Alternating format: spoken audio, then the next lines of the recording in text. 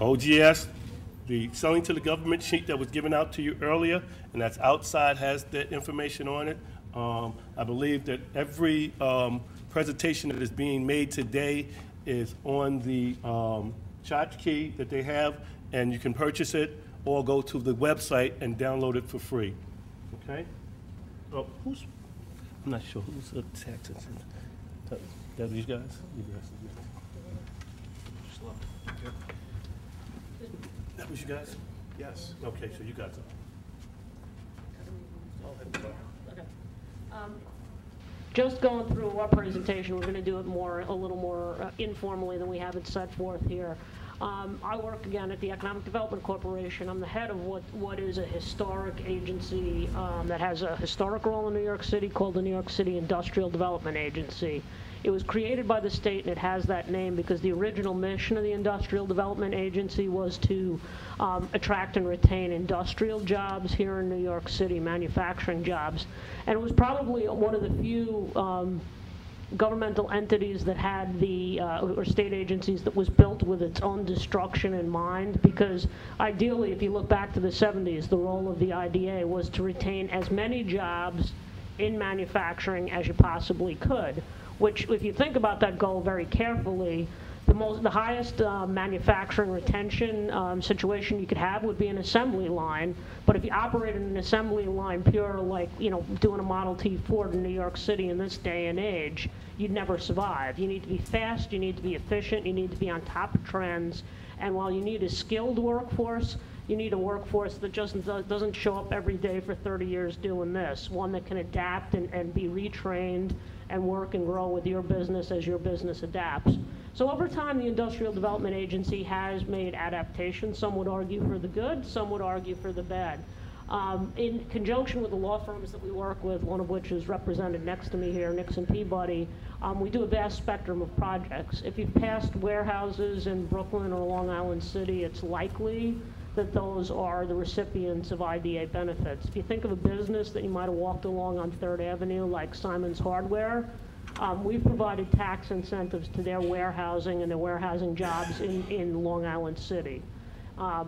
We have provided tax-exempt bonding for this building you're in right now. About 2 years ago, New York City IDA issued a tax-exempt bond under its not-for-profit capacity for this facility right here.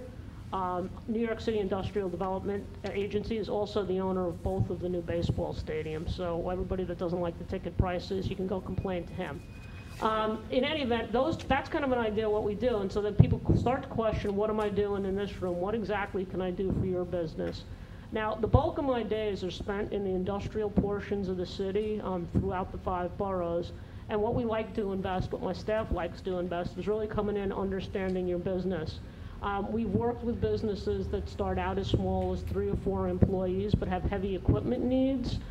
Usually we're working with businesses that are trying to work within some of the antiquated industrial space that we have within the city and improve and rehab that space.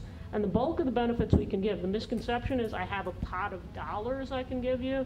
There's not $1 that I have that I control that I could give to any of you in this room. What I do have the ability to do is to give you relief from certain taxes, or also stabilize certain taxes that you pay on a regular basis on a city and state basis, so that you have predictable cash flow for 10, 15, 20 years.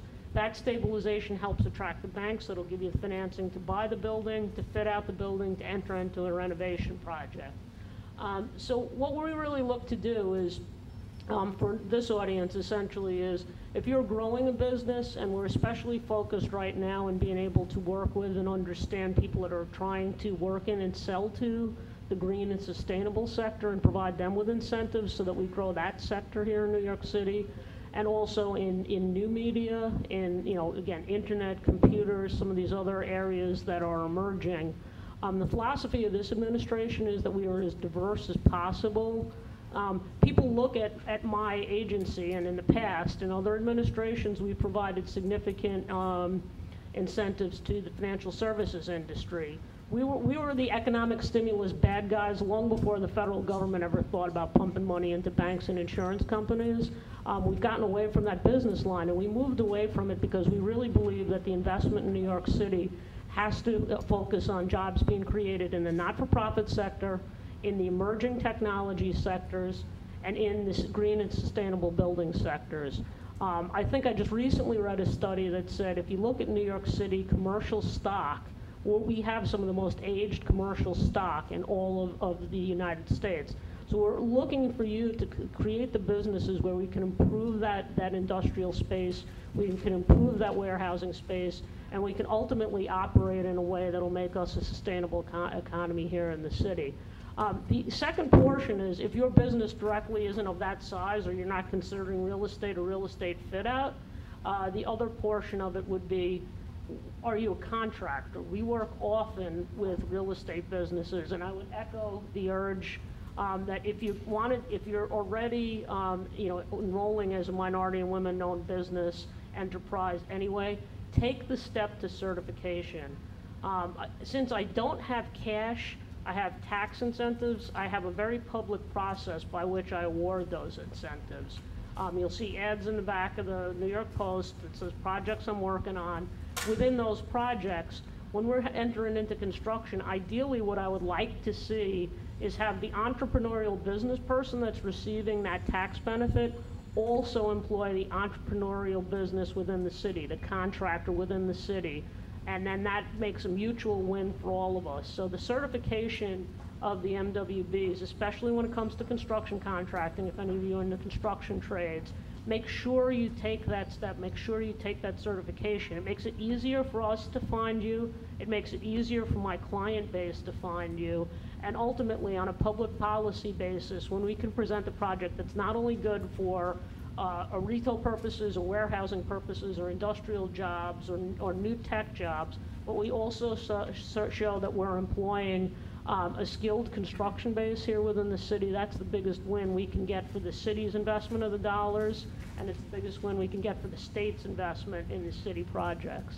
I'm going to pass it over to Scott because I've talked a little too long. He can tell you a little bit about how we work, the types of benefits we award.